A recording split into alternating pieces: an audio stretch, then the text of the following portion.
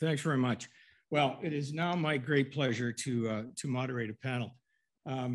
Normally when I moderate a panel, I'm with the panel, but I'm going to be, I've been asked if I can stand at the podium all day, which makes me the oldest person in the room standing. So thank you, Chuck, for that. So treat your big partners like that. It's perfect. At any rate, it is great to be here today. As you will soon see if you have yet to, today's panel is made up of tourism and hospitality experts, each representing a very unique point of view. On our panel today, we have as I said earlier, a very august group of individuals, including Sachit Mehra. Have I said that right? I hope I have. He's handsomely dressed today. He's entrepreneur and restaurateur, manager and owner of the East India Company. Welcome. We have Sara Stasiuk, recently appointed president and CEO of the Forks North Portage Partnership. Welcome, Sara. Also a member of the Travel Manitoba Board of Directors. And finally, we have Scott Jocelyn, the president and CEO of the Manitoba Hotel Association. Welcome, Scott. We have a lot to talk about today.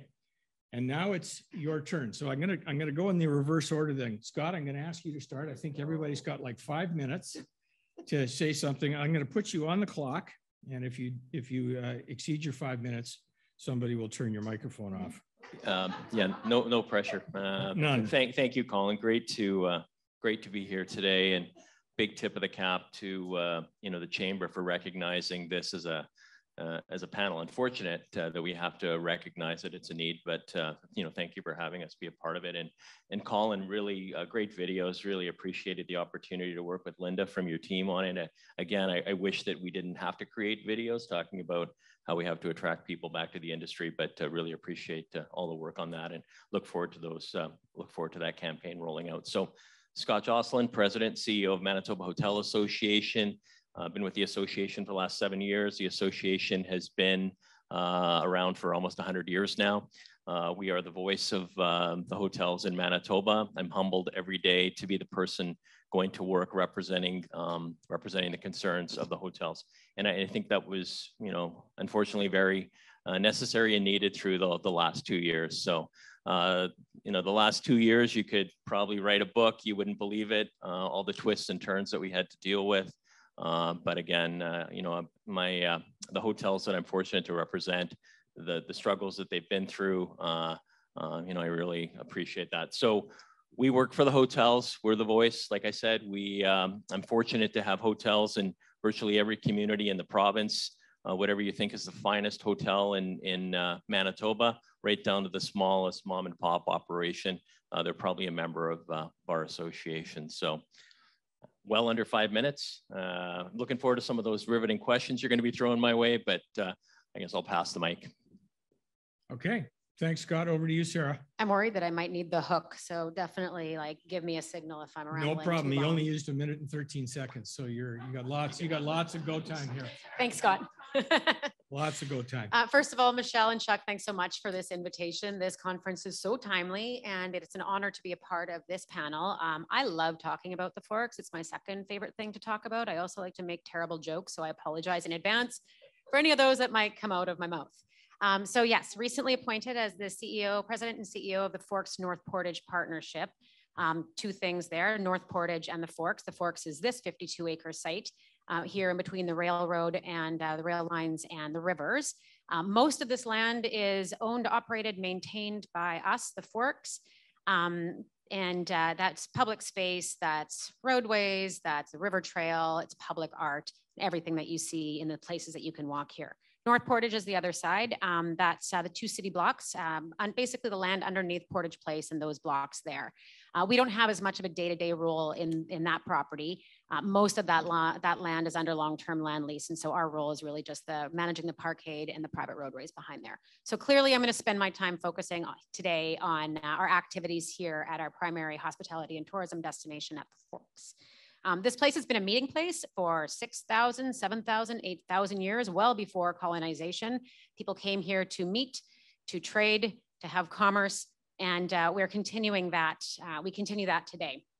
We are working this right now under two main themes: leading boldly and rebuilding our foundation. I think you can all relate to rebuilding your foundation. We were absolutely annihilated during the pandemic, as many of you were. And so things as simple as capital maintenance, deferred maintenance, and our rebuilding our team. We're kind of starting from scratch, which is painful and challenging, but it's an incredible opportunity. And it's a great opportunity to rebuild our organization in the way that it needs to be for the, what century are we in? 21st century. And to be able to lead boldly and to be able to incubate, work with businesses, innovate, take care of our environment, be sustainable, and provide a meeting place in the way that it needs to be today and into the future. 2019, this place was humming. We had just opened our outdoor common patio. All of our businesses were going just running on all cylinders. We had an all-time high in terms of our visitation, and then that translates into revenues, obviously. So we're a for-profit corporation, but we operate like a not-for-profit. We operate on this positive feedback loop. The more people who come here, the more money they spend, the more we are able to reinvest in our site. Nobody gets rich off of the forks. We don't share dividends. No profits are declared. We reinvest in this site. So where are we now? Pandemic. The pandemic has hit, and between the pandemic and the social justice movements the past 2.5 years, we've had to really do a lot of soul searching.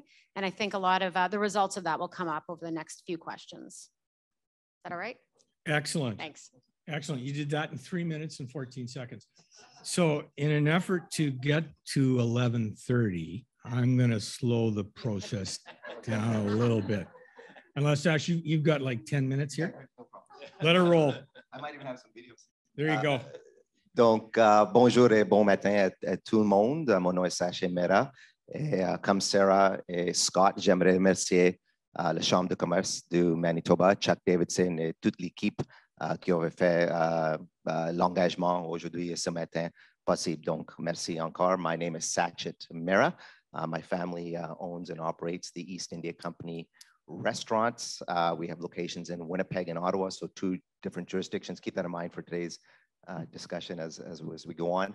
We are Manitoba's highest rated, longest standing restaurant. I don't say Indian restaurant, I just say restaurant. We're 52 years, 3 generations, and we just received our 17th consecutive Where to Eat in Canada award this year, which was especially amazing because it came during COVID and the pandemic and our ability to continue to operate and sustain ourselves. We kept all our staff at all our location, all our permanent full-time staff remained with us. It was extremely trying for the restaurant, but we did it. Purpose today, at least mine, is gonna be to give you a bit of a grassroots overview of what it was like right on the ground for a local BIPOC woman-led business. That's my mom, by the way. She's the real boss. I'm just kind of in the front, to get to the other side and what that looked like on a daily basis. We didn't miss days of work. We didn't stay at home. We went in every day and we made sure we were there for the next pay period for all our staff at all our locations. And so, Scott mentioned writing a book. Absolutely. I do think that's a thing. I think that's a thing not only for our industry, but other industries across the board. Some kind of debrief, some kind of look back at those different industries. And so, when this does happen again, and if this does happen again, and God forbid, Elon Musk, the universe, whoever forbid that it never happen again, but if it does, we have a playbook to operate from. So today, I think we are going to be talking about, again, not only the grassroots level, but the staffing, the economics of it, what the recovery looks like, the long-term impact, the short-term impact, and where we are exactly today. So I'm looking forward to that discussion and the questions. Thank you, merci. Well done. I'm going to stop you right there. We picked up 8 minutes, so we're doing great. So I'm going to start with a question for each of them. I'll start with you, Sachit. So recognizing that tourism and hospitality industry was one of the first to be impacted by the pandemic and will likely be amongst one of the last to fully recover, give us a sense from your perspective where your sector is, the restaurant sector, is at in terms of recovery, and when are you anticipating, and I hope you say it's already happened, to return to pre-pandemic activity and revenue levels? So I get versions of this question quite a bit. And the best way to answer it, first of all, is, after 2 years of being on a merry-go-round where you're just kind of spinning and you don't know exactly where you're going to stop, it does feel like we are finally pointed in the right direction. We're finally pointed north. And now we've got to work out of that. Specifically referring back to the tourism and event business, for those of you familiar with CBDs, central business districts, downtowns, I mean, these are often, outside of the Forks, these are often the first experiences and the last experiences people have when they come to large cities or municipalities around the country. So when somebody comes to Winnipeg, chances are they're coming downtown and they're staying at a downtown hotel and they're eating at downtown restaurants, and their perception of Winnipeg is downtown Winnipeg. That's probably 80% of it, other than the people going to check out the polar bears and Assiniboine Park and northern Manitoba. So, where are we with exactly that? While we're not anywhere back to normal quite yet, it does again feel like we're pointed in the right direction. 2019, 2020, March, it was a full stop in terms of the travel, as we all know. But in addition to that, we also rely, being next door to the convention center, the event business, which is a bit of an offshoot to that tourism angle as well. So you'll have, events, exhibitions, and conventions, all different things. And often when you're having exhibitions, you'll have people come in from Manitoba, all over Manitoba, to check out the cars, the tractors, whatever it is that's happening at the convention center. And that business, although it's coming back, has not quite 100% returned. We're probably at, anecdotally, from what I can observe, the 30% mark, the 35% mark. There's a lot of work still to do on that. So, where are we? We're pointed in the right direction. Do we have time to make it back? It's going to be, it's going to be a bit. I recall, 6 months, 8 months ago, people talking about these V-shaped, euphoric, 1920 style recoveries, and not in our industry. I don't think so. I think it's going to be a U-shaped recovery, and nobody knows how long exactly that bridge on that U is going to look. It goes back to public confidence. It goes back to rebuilding trust. And it goes back to doing what it is that you do on a regular basis and doing it well. Thanks very much, Sarah. Same question to you. So give us a sense from your perspective in terms of recovery and when you anticipate you will return to pre-pandemic levels. I'll pull out my crystal ball and let you know precisely after I'm done pontificating. So somebody on the last panel used the term ecosystem, and that's what we are here at the Forks. We are absolutely an ecosystem. While we are absolutely downtown, we are our own community here. We have so many tenants who have been so adversely affected from performance theaters, Museum for Human Rights, the Inn at the Forks, of course, all of the museums and cultural institutions here, and of course our own Forks Market. And then the big money maker, the parking lots over there. When nobody is coming downtown, nobody's coming to the Forks, they're not paying for parking. So in a matter of, like everybody else, in a matter of a month, our revenues absolutely dried up. For the Forks alone, we dropped from $13 million in revenue in the previous year to $7 million in 2020. We are unique. We have a lot of autonomy. And so that means that we can kind of make up our own rules in some ways. So when that hit and we saw the immediate effects on our tenants, the site tenants and market tenants, we stopped to think, who do we need to be here for right now? We need to be here for the public right now, and we need to be here for the public tomorrow. And so being here for the public right now meant, regardless of where our revenues were, still investing in our public spaces, still being a place, a safe place, a comfortable place where people can come and have something to do for that year and a half. It meant reinvesting in our river trail in ways that we never had before, with some fresh partners and some existing partners. We instituted a cross-country ski trail for the first time. So it was really about who do we need to be for Winnipeggers and for Manitobans right now? And then when we talk about who do we need to be for the public tomorrow, it was really about finding innovative ways to keep our tenants afloat. We have a market full of local businesses, local entrepreneurs who don't have, Elon Musk bank accounts that they could just continue to exist. And so we restructured our rent model for the duration of the pandemic, eliminating any fixed rent and only taking a percentage of their sales. And so when they were closed, If they didn't make money, we didn't make money. If they made a little, we made a little. And that enabled us to be able to represent and reopen the Forks market when we were allowed to, when it was safe to do so, with a net zero change of number of tenancies. And we were really happy to do that because that meant we could be here for the public tomorrow. So yeah, in terms of our recovery, our retail is back at 100% of where we were in 2019, which is really interesting to hear. Our food tenants are at about 80% or so. And that's only been within the past 5 or 6 months. So retail is doing very well. Food is on the road to recovery, absolutely. And now that these hot temps are back, more people will be here and both of those numbers will grow again. Our own businesses, which are the common and parking, those are a little bit slower to recover.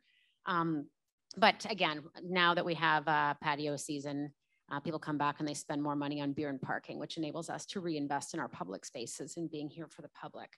And just some numbers, comparing 2019 to 2021. 2019, we had 4 million visitors a year. 2021, we had 2. You know, a lot of that is event business. It's the big events weren't happening. We didn't see Canada Day. We didn't see Indigenous Day Live, Pride. There were other big events in the summertime that we usually had that didn't happen. And also tourism. I don't think people necessarily come to Winnipeg to go to the Forks. Like we're not the reason people come to Winnipeg, but when they're here, everybody comes to the Forks. And so the diversity of license plates was way down in 2020 and 21 summers for sure. Other numbers, full-time equivalent employees. There are 860 FTEs on this site, not just working for the Forks, but working for Travel Manitoba, for the CMHR, for the cultural institutions. That went from 860 to 490. So those jobs we're still looking to recover. Interestingly, the economic activity, that's direct and indirect spend, went from 200 to 125. So what we were able to find out is, what we were able to learn is that the number of people who are coming dropped a little bit in a greater proportion than the number of dollars spent. People are spending more money while they're here. So that's a really good nugget to know when we're looking at recovery. Hopefully we can hang on to that trend. And our number of events, yeah, we went from 300 to 100, and the 300 were much bigger and the 100 were much smaller. So where are we at? We are continuing to invest in our public spaces, invest in giving people a reason to come here. And when they come here, giving them great things to be able to spend their money on and contribute to the local economies and sustain businesses. Terrific. Thanks, Sarah. Scott, over to you. Where's the hotel sector in terms of recovery, and when are you anticipating to get back to pre-pandemic levels?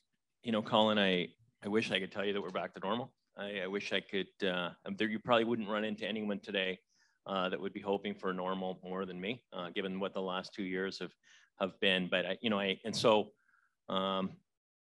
promised my wife I would be more optimistic. So we're more optimistic going into the future. The sun came out today. We definitely have turned a corner, but I think it's important that we don't forget the last 2 years, right? The last 2 years have been incredibly impactful on the industry. I guess a couple of misconceptions for me that I had to deal with all the way through.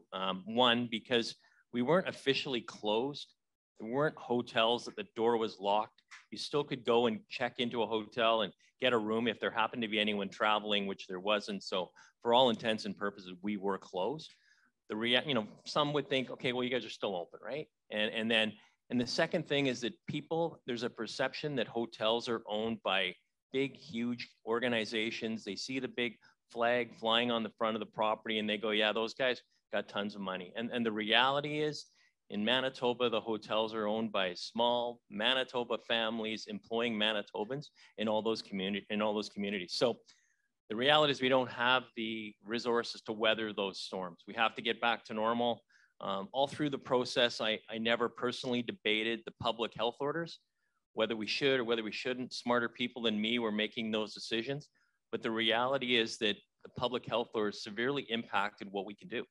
Severely tied one of our hands behind our back to pay our bills, and we still had bills to pay, right? So we still got big buildings we got to heat. We still have service contracts that we have to honor.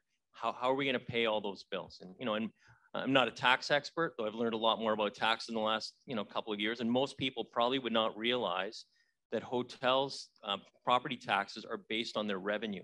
So right now, hotels are paying a tax bill based on 2018 revenues. And the reality is as I'm sure you know, there isn't a hotel.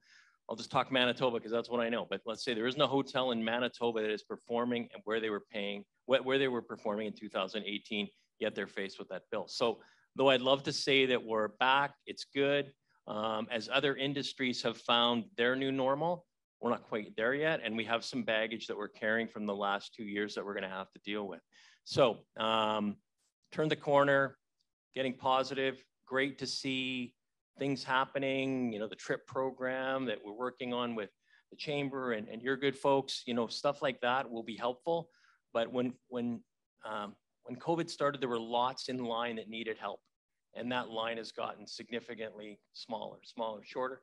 I wish that I wasn't still representing the people that are in that line, but we are. We're still going to need some help coming out of this. We're very proud of what we contribute to the province pre-pandemic, the amount of people that we employ, the amount of taxes that we collect. We got to get back to that level. So optimistic future, still need help with some programs like the program you rolled out for employment earlier. Still have to remind government that, yeah, we're moving forward, but we're in a situation and we need some assistance. So looking forward to the future. There are times, I'll wrap it up here. There are times over the last 2 years, I would have rather been doing anything else but what I was doing. But the reality is, being able to work with our members, to show the value we're providing with our members, to be there when they needed us. I couldn't have thought of anywhere I'd rather have been. So. Great. Well, your wife will be thrilled because you were more positive. Yeah, thank you. Today. I was on calls every week with Scott, and I watched the pain in the hotel industry, and it is real. And when we ran TRIP, for example, I think in this very facility with the TRIP program, I don't know what their occupancy levels were prior to TRIP, but I think they were into the below 20%, and they sold out. So consumer confidence is starting to come back, and that is going to be key. I think we're seeing it at the Forks already. There's lineups, which is good to see again, but we've still got a long way to go, as evidenced by the comments that were made here today. So I'm going to start with you, Scott. We'll just keep going in this order. So in the first panel this morning, we talked about workforce challenges.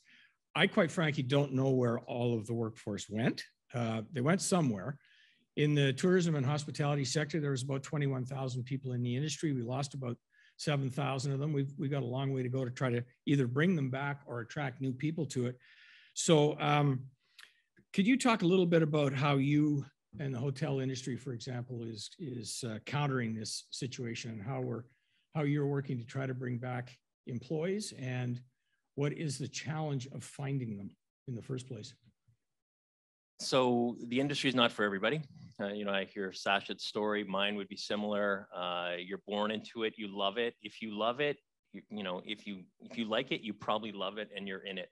So again, I would recognize that it's not for everyone. Some people don't go to it. There's lots of great things about working in the industry.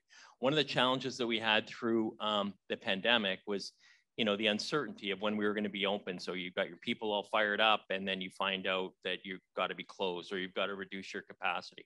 The instability of the industry caused a lot of people to move away from the industry, unfortunately. And so we need to get those people back. So for me, it would be with my diverse membership, it would be very difficult for me to ever find an issue that I'd be working on that all my members would be happy I was spending my time on that. And employment, attracting people back to the industry would be, the example of where that is the case. So people are thrilled that we're working on it, wish we didn't have to be, but we are. So lots of programs, job fairs we've done, virtual job fairs we've done, campaigns working with your people that we've done. We need to attract people back.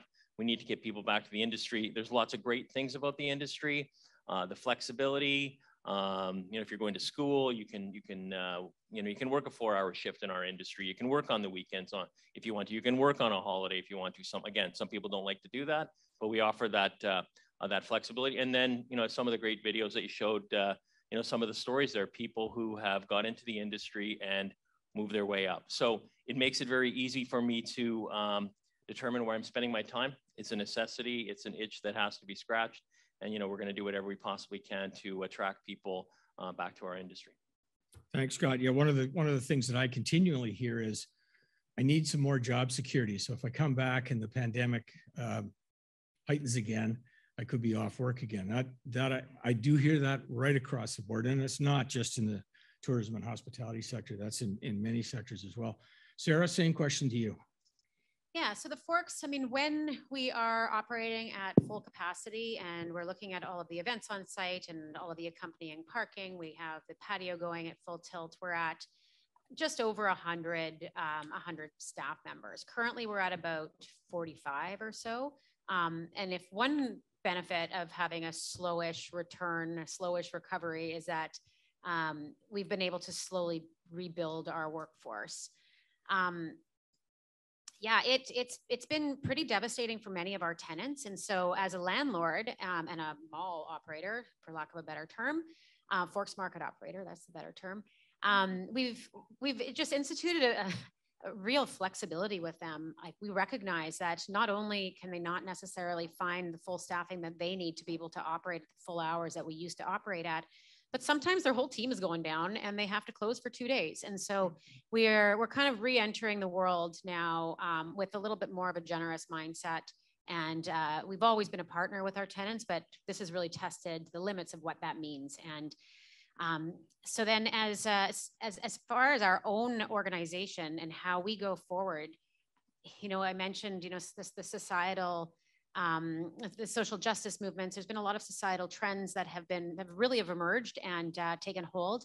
And I think recognizing what those are and responding to them as a responsible space, a responsible place, a responsible organization, and a responsible employer is going to be really important for us to be able to be somewhere that people want to work.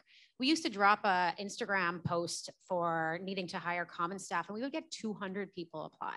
We did that a couple months ago, and we had 40. Quality is still there, but it's scary when we need to hire 25 people and the pool is like, yeah, a fraction of what it was. So some of the things that we're talking about is, you know, really living our values, articulating our values first and foremost, and living our values and making sure that we're working with a team of people who are value aligned. And in order to be that, they need to know who we are and what we care about. So things like, you know, environmental sustainability, things like attention to justice, equity, diversity, and inclusion, things like attention to and actively working on truth and reconciliation and the calls to action, and offering balance and flexibility to our workforce as we can. It's a lot more work on the administrative side, but it's what the labor market is demanding right now of employers. Terrific. Sachit, over to you. So Colin, let me distill your question down to, where did all the workers go? Right? And that's the main question, especially in our particular industries over here. And so let me break it down, at least from my perspective.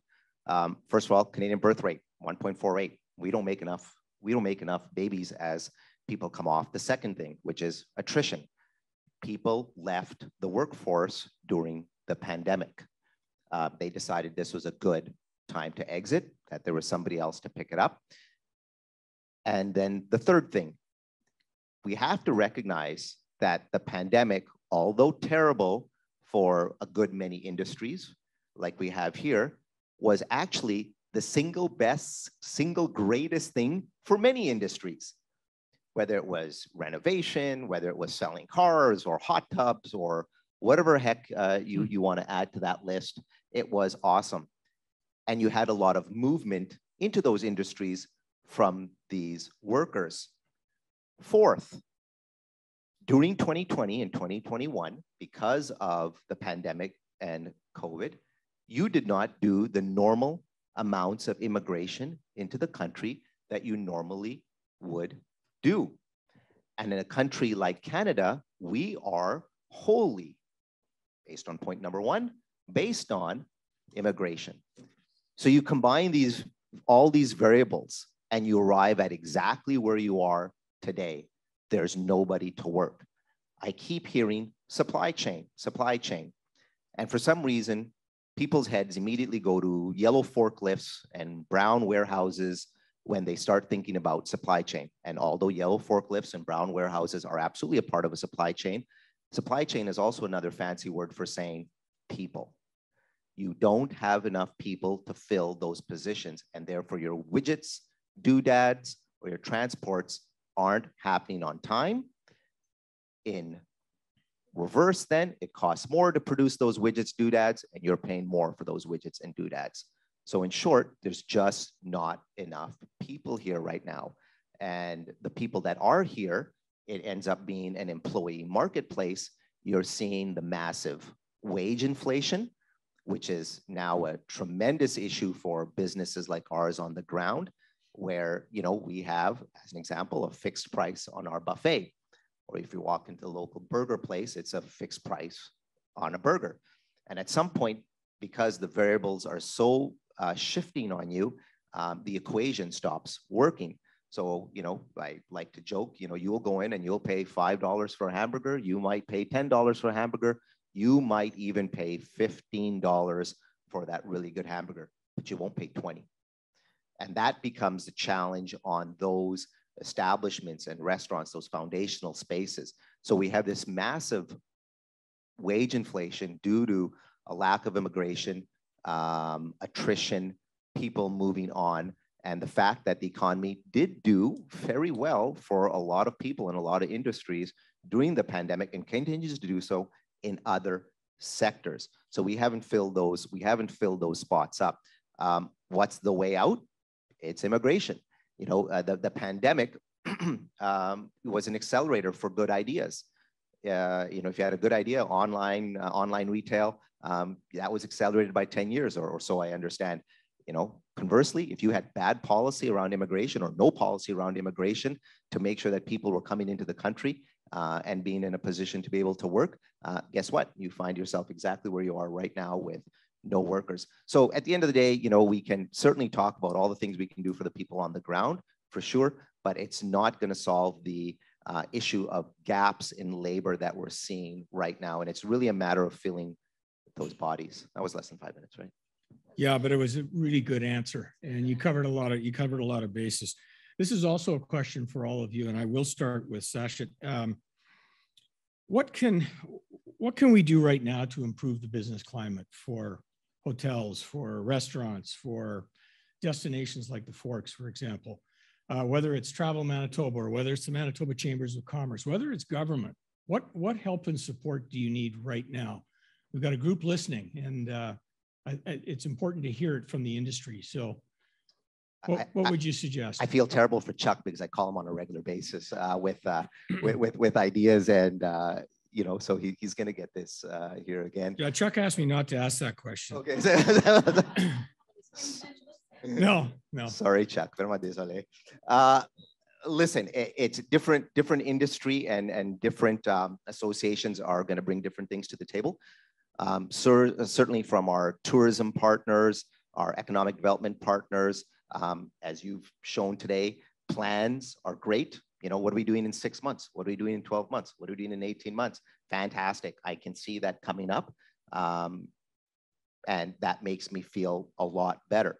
From our, you know, let's say provincial government jurisdictional partners, having collaboration, continued discussion would be fantastic. Talking about immigration as we just chatted, and putting that on the front burner for discussion, I think is absolutely critical. I think from all our partners, continued supports for the industry is going to be critical moving forward. Yeah, thank you. Sara? Yeah, the Forks is owned by the 3 levels of government. And that structure, they don't provide us any operational funding, but they do provide us excellent board governance. And I just need a little shout out to my board members. They have really helped me navigate and help the Forks navigate us through some tough times here. But that makes us ineligible for much of the relief funding. So for the Forks ourselves, we're just kind of on our own. We have had some great projects that we've been able to invest in with partners, with our government partners. But what we're hearing from what we need right now is to rebuild our events and tourism side of our site, right? And what we're hearing from our community partners on the events side is that their recovery is going to be just as hard and just as long as the restaurants and hotel business and tourism business. The arts are suffering. Performing arts were the first off and will be the first back on in terms of their full activity. So there have been some really excellent supports announced recently, both provincially and federally, for the arts and culture industries. I think that needs to continue to be on the radar, and that will continue to animate our spaces, animate our downtown, bring more people back to the Forks, which in turn supports the businesses here. But absolutely, what is helping the Forks as a whole right now is the easing of restrictions and letting people come back and participate in a way that's comfortable for them. And of course, a lot of the programs that are happening right now, like for instance, the TRIP program and the easing travel restrictions as well, are things that will help this 52-acre site. Terrific. Thanks, sir. Scott, over to you. So continuing to be optimistic here. It's okay. Your wife's not listening anymore. Call me Mr. Optimism. She tuned out. Yeah, no, yeah, for sure she did. She usually does. So the help. So we need, again, we need to remind government that, the last 2 years, though we wish it was never happened, it did. And we're going to need help. And so people like Travel Manitoba, organizations like Travel Manitoba that I think on a regular basis punch above their weight when we're competing for business and attracting events here. I think it'll be more challenging for folks like you. So we certainly need the government to be aware of that. As that business becomes more and more competitive, we need we need them to be equipping you guys to be able to help bring more events to the city. I think one of the silver linings through the pandemic was, I always, for myself, good relationship with Travel Manitoba, good relationship with the Manitoba Chamber. But I think as, weekly calls, as you mentioned, and just, developing those relationships even further, you checking in on me on several occasions to make sure how I was doing, me talking to Chuck and comparing notes on what he was hearing from, my rural hotels that I know are so important to, to his membership, that there was, again, that was a real silver lining through this, the comparing of notes on stuff. And I would hope that as we move this forward, that the necessity for that is removed. But I think that there was a valuable lesson that the closer we work together, the better we are. And again, I'm incredibly appreciative of the support that we got from organizations like yours and the Chamber through all of this. Well, your success is ours. So absolutely. All right. I'm going to use a COVID word, which I absolutely hate. The word is pivot. I've had enough. Sorry. Before you jump, I just wanted to add a specific to that as well. And I know I kind of glossed over. So just with respect, I love getting to just a couple of details, and maybe on the provincial side, things that we would absolutely love to see is an organized effort and plan to see a return to work coming, whether it's downtown or around the province in whatever particular place that you are. Second, an absolute recognition that public confidence took a daily beating on the TV and the radio and the media during the last 2 years. And so what is the plan to return that public confidence? How can we bring it back? And I think, one of those solutions, at least to me, is incentivizing people to go back to their restaurants. And so if that means $1,000 personal credit off your tax, maybe at a corporate level, it means, whatever random number, $5,000 for event spaces or event food that you can write off against your corporate on the provincial level. These incentives to get people out of their houses or condos or wherever they are and back inside restaurants, I think would go an extremely long way in restoring some of that confidence. Lastly, a good old marketing campaign around public confidence, I think would go a long way as well. And we can have different association partners, whether it's the Chamber or travel, come in and help with those, right? If it's the incentives that you can't do through the tax code, as Scott was talking about earlier, maybe it's something that, can be distributed by the Chamber, which has proven itself very deft at dealing with things like that. So, those are just some specifics that could be done immediately, just along those ways. Thank you. Okay, quick question for you again. When are your election signs being printed? Very good stuff. Stay tuned. Stay tuned. Very good stuff. Okay, so we've got about 3 minutes, something like that. Chuck, are you ready to come up, or are you wanting me to throw another lobber out here? Okay, so we're going to go with the pivot question, and you can make it really short. If you don't have an answer, that's also fine. I hate that word. We've had enough of that word. Are there any pivots that you have done that you're going to continue to do? Any one of you? Sure. So I viscerally hate the word pivot. I think it was respectfully used at times in ways that were meant to be good, but the reality is for grassroots guys, for restaurant guys, it was difficult to take in. How's that? You know, it was the equivalent of going up to somebody on the street that is having a very tough time, doesn't have a home, whatnot, and just saying, well, just go get a house. Just go get a car. Just go get a job. Just figure it out, right? Just pivot. And, you know, for somebody who's been in the business for 32 years, you know, we elected not necessarily to pivot. We elected to hold on tighter than ever before. We elected to hold on tighter than ever before to our staff, to our business, to the way we do things, to make sure that we were going to be on the other side of this bridge. And that was, you know, turned out to be the right thing, because here we are today, pointed in the right direction. Having said all of that, didn't mean you couldn't adapt to a different market, and adapting is very different than pivoting, completely different. You know, we're a buffet restaurant, as everybody knows, and we had to change from buffet to quick service a la carte overnight. And, you know, folks that are in the industry, we go, oh, isn't that easy? I mean, you're a restaurant kitchen. No, I mean, if you think about a marathon runner and a sprinter, yes, they're both runners. Two very different goals, right? One is going for 52 clicks. The other one is, you know, 100 meters, right? It's two very different goals, and it required a total revamp of our kitchen line, cooking, additional training inside the kitchen, the way we do things. And so there was certainly adaptation there. And now there's been, you know, it's almost like a seesaw. Now you're adapting back out again to be able to get your sea legs back in for doing our buffet business. So certainly adoption for sure. Pivoting, no, I think we're more ingrained than ever before in terms of what we're going to do. We did grow in different places. Our sauce line, for those of you that have purchased our sauces, Save-Ons, Co-ops, Farm Boys, Longos, we're national now with our sauces, and we had quite a bit of success over the last couple of years with that. You know, right out of Winnipeg and Ontario, so we're very proud of that. But yeah, great. Sarah, 30 seconds. 30 seconds. 30. Okay. So focusing, it's a mind shift. Our pivot has been a mind shift switch. Focusing on the space in between, let's call it. So the space in between buildings means literally our public space. The space in between our big events, whether that's River Trail and Canada Day, it's focusing on the downtimes, focusing on the spaces. So one specific thing that we did was we added free Wi-Fi in our market building to attract people who are, you know, home office away from home. Come here and work from here.